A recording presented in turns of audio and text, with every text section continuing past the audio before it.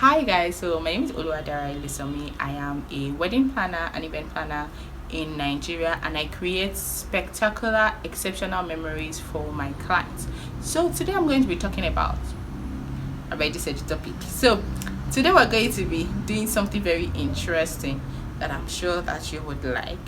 A traditional wedding is being done in Yoruba land. Yes, you know, it's funny that in this our generation sometimes we don't, you see these weddings and you're like, oh, that's so nice, that's so this, that's so that, but you really don't know like how much work the person has put into it. Say it's not easy to get married in terms of the stress, the actual stress of like that day, different activities that you have to do and things like that. So I'm just going to like run you through what happens at a traditional Yoruba wedding. So traditional Yoruba wedding, it's usually conducted in, these days we have it like in different places. You can do, or maybe an event center, an event space, the bride's family house, their compound, wherever you want.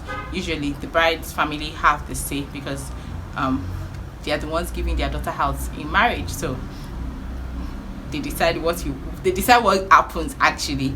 So we have traditional Emcees, that is the alaga. We have the alaga iduro for the representing the groom's family. We have the alaga ijoko representing the bride's family. So basically they are like the traditional Emcees that anchor the event, that host the event. So communications between both parties, when is somebody supposed to say what, they conduct all of that. They usually come with like their talking drums and things like that, their music crew, so that it gives the event life. So we have, of course, the bride's family would have been seated, because then the groom's family now come in.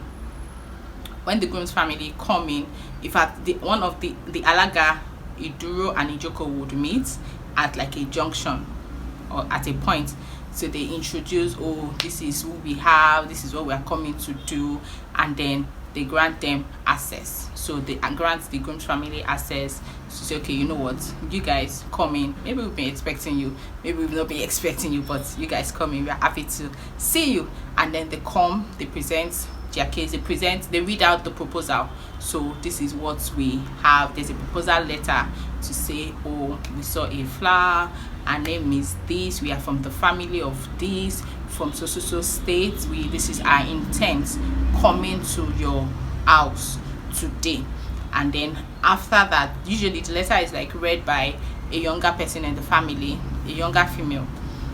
Then we have the acceptance letter. So the groom's family will prepare a proposal letter, the bride's family will prepare an acceptance letter, and then it is being read to say, you know what, we accept your proposal. They welcome them in, they greet each other, they get seated. Then after the proposal has been accepted, we can now start.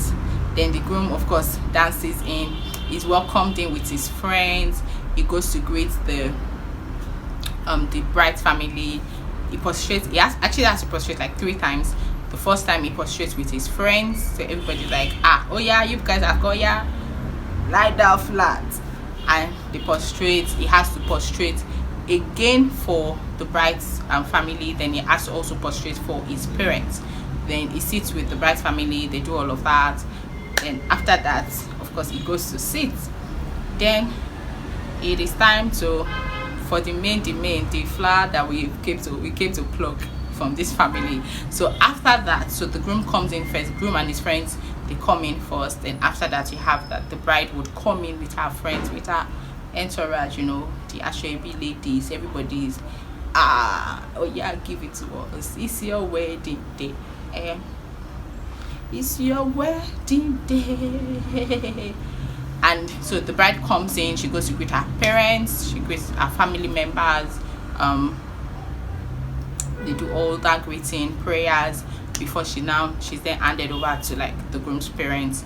She greets them, she kneels before them, they pray for her, they take pictures together, and then she eventually goes to meet her husband or her groom. And then after that, we now have presentation of, so they have this, of course, you have like a bridal list, engagement list, we call it engagement list, and that the groom family have to bring to say, oh, these are the traditional rites, we want to get married. So you say yam this, so usually it's like packed, and then you have, so they tell the bride, you know what, go and pick one particular thing that you like among all of these things that the groom's family has brought. Of course, she already knows that she picks the Bible or the Quran, so she goes, because that's where the ring is. So if you like, you do not pick Bible or Quran, yo, because there's no ring for you. But actually, that's like the most obvious thing to pick. I mean, you need a ring, you don't need a tuba of yam, because what do you want to use it for, really? You don't need it that. So you pick the Bible.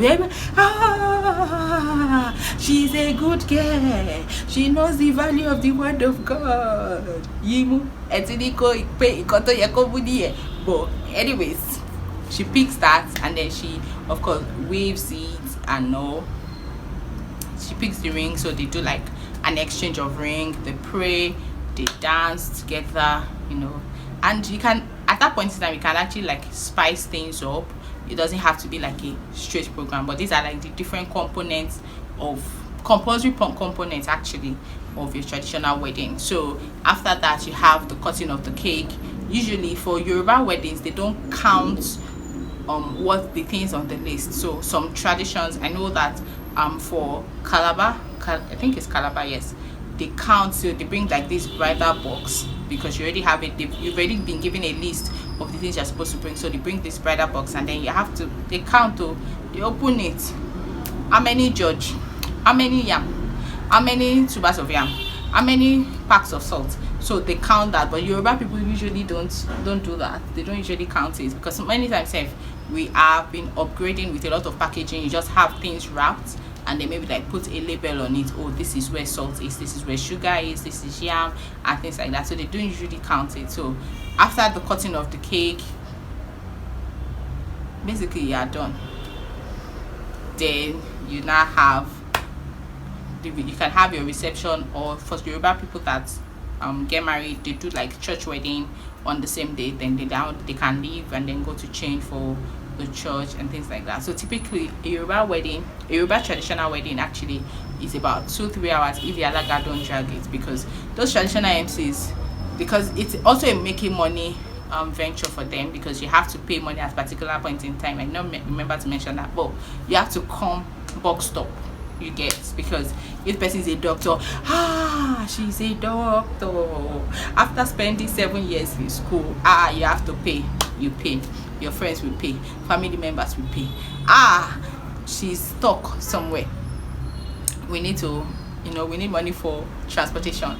So all of those things are like things that just generally like spice up a traditional Yoruba wedding. So especially for the guy, you have to like pay, so you have to have money, preferably mint notes already prepared, so that you can like spend all of that. Yeah, so thank you for watching. I hope that this has been helpful to you. If you want to know anything about weddings, about events generally, you have questions, please drop it in the comment section. I'll be glad to read and respond to you. So thank you once again for watching.